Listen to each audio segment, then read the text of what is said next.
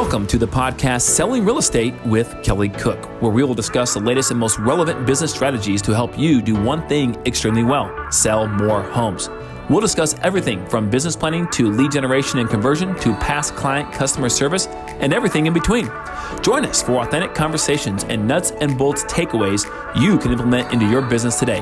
And now, Selling Real Estate with Kelly Cook.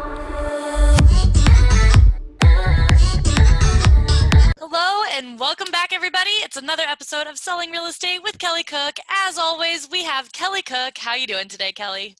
What's going on, Elizabeth? This is great. I love it. It's that time of the week, and hopefully we're bringing out some good content for people on a consistent basis they can count on. And this will be a good one today, too. Yeah, absolutely. We actually just finished up, I think it was a 7-part series on, building your real estate team. So if you are at that point in your career and you kind of want to look into that, or you are there and you just kind of need a refresher on all that stuff, go back, listen to those. It's great stuff, great content in that 7-part series. Today we're going to transition a little bit to some current events, I guess, is how we would say that. You probably have heard Zillow is coming out with their own brokerage model, or kind of starting their own brokerage. So I'm not the expert on this, but I think Kelly's got some insights as to what that could mean, for the real estate market right now, for agents, what it could mean, maybe even long-term real estate, where we're kind of getting into here. So Kelly, take it away. What is Zillow brokerage? Crazy, mind blown. What do you think about it? So this is a pretty hot topic, right? It's a pretty passionate topic that there's people who feel very strongly about one side, and then on the other side of the fence, people who feel equally as strong. So it's almost like a political topic to some degree, right? So you gotta be touchy, careful, right? Yeah, exactly. So, but that being said, they are opening their own brokerage, and they are doing it in their markets, and trying to roll these out in the markets where they have their iBuyer or iBuying platform, right? So we're in the Phoenix market, Scottsdale, Phoenix, and so they have a big one here. In fact, they're one of the first ones here, I believe. This is one of the first markets they entered in when they did the iBuyer thing. So guys, for those of you who don't know, the iBuyer is direct to consumer offer to sell or buy, their house, right? So it supposedly cuts out the agent or anyone who might assist the seller in getting the most money for the property, right, and going to the open market and doing all the more traditional marketing. And they have to come in, and when they buy it, they have to have room to be able to sell it. Now, these iBuyers, Open Door, OfferPad, they also make money off their ancillary services as well, title, mortgage, and things of that nature. So they have a lot of money behind them.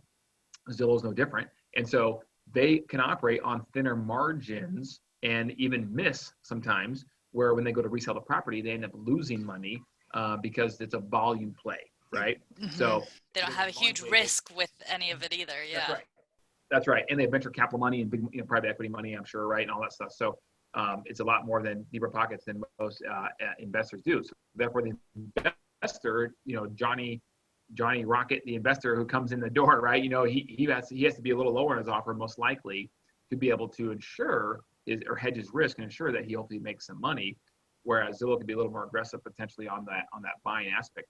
Either way, it's still a lot less than what a homeowner could make on the open market, right? Because you're going to maximize even your net, right? You're going to maximize your net after fees with going to the open market, especially in this market, guys. So that being said, Zillow, what they did have were partners, right? Like they would call an agent like me.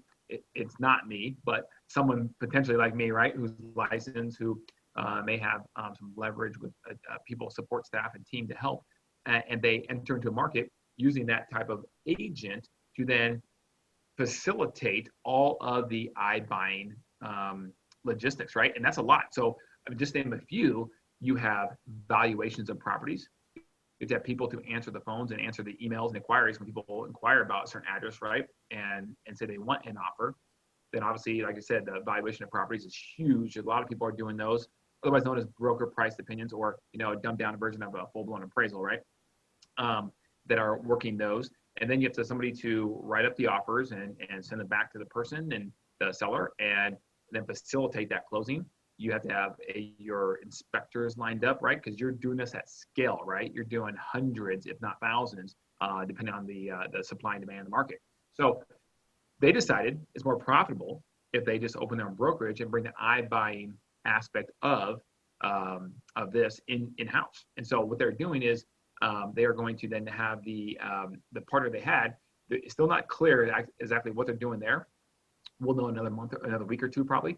But I'm sure the partner's still going to remain, a flex partner or some sort of partner with them in some capacity. But they are going to take a lot of those agents on that agent's team if they don't want to stay with the agent, right? Or hire new ones, and they will be on salary, okay?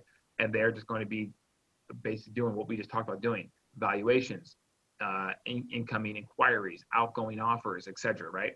So it's kind of like all of the real estate work, but you don't really have to go chasing down any leads or like foster relationships. It's sort of like, yeah. So Yeah. it's doing all the physical, like writing stuff and all of that, but kind of taking out the human aspect of everything that is a real estate agent.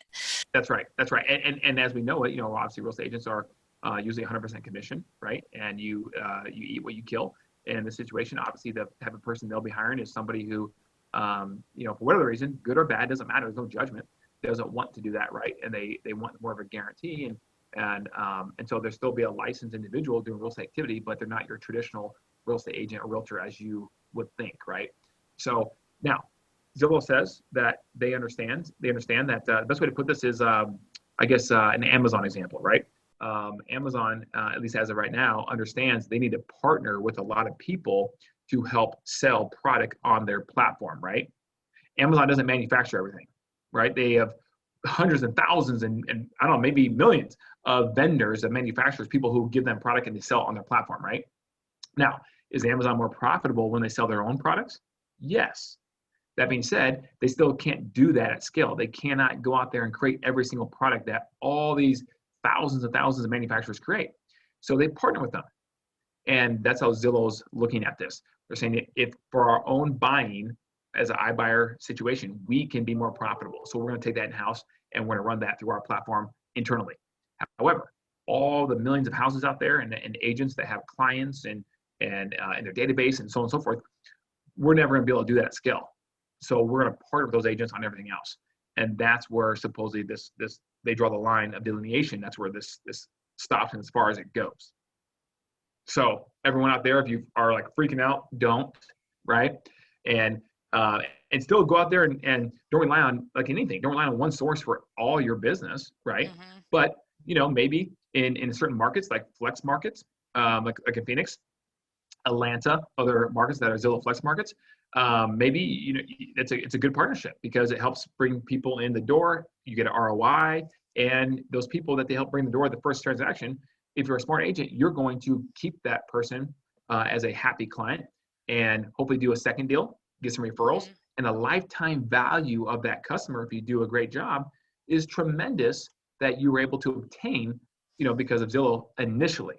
Mm-hmm. And that's why I think a lot of people miss the boat on this. So that's the kind of partnership we're looking for with Zillow. They scratch our back, we scratch theirs, and they make money off of us and our work, and it's a partnership, and hopefully that's where it stays. I think that's fairly healthy. But the brokerage thing is supposed to begin and end at the iBuyer sector.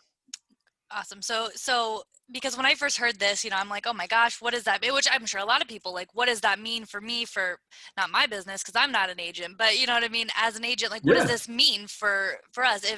And really, you're right. The iBuyers have been around for maybe a couple years now, large. Yeah. So, and it hasn't really, obviously people are having great years this year, so it hasn't really made that much of a negative impact on agents. But do you see as Zillow and, I don't know if realtor.com is a big one still or whatever, but as these platforms kind of get larger, Zillow starting this brokerage thing, do you think that this is going to shift kind of the way that real estate works in the next 10, 20 years?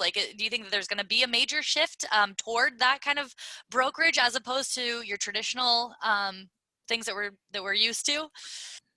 Yeah, that's a good question. Ultimately, short answer, no, I don't. I really don't, because I believe in the human aspect of a realtor. I believe in relationships, and that humans are wired to have relationship, and that there will always be a large, very large segment of people out there that want to have that human interaction.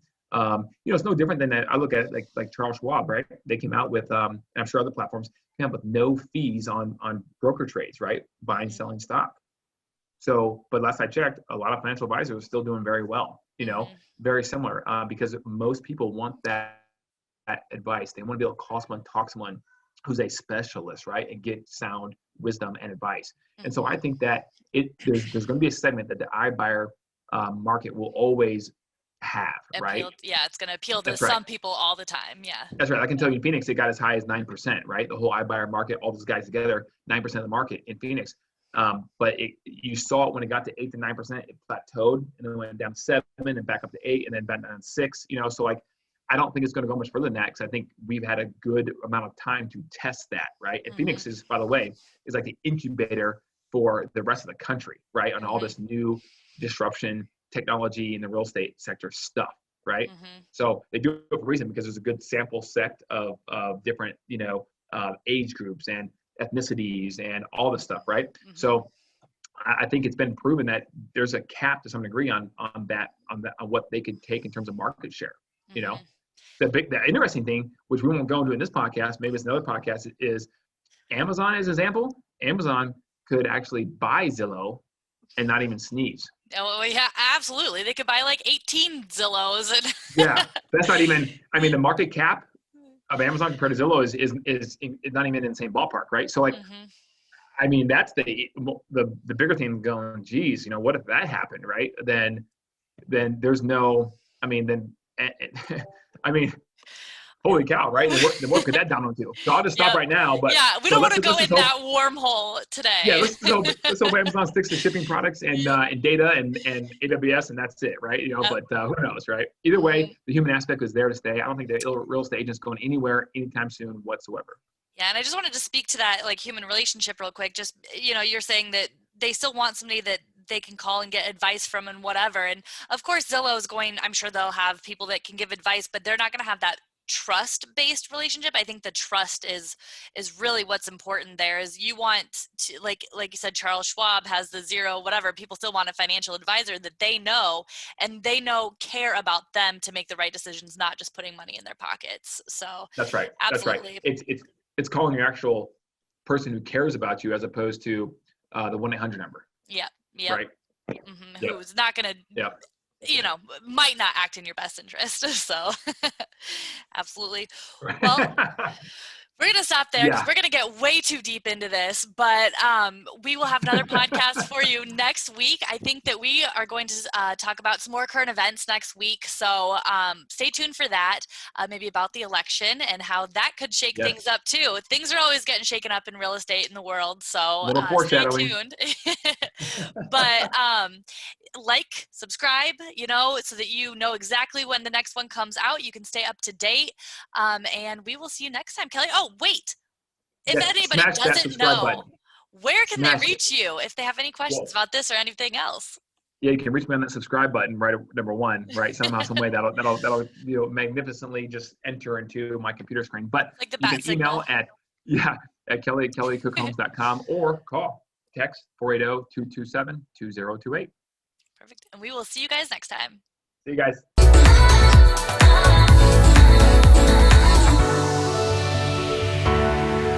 Welcome to the podcast Selling Real Estate with Kelly Cook, where we will discuss the latest and most relevant business strategies to help you do one thing extremely well: sell more homes.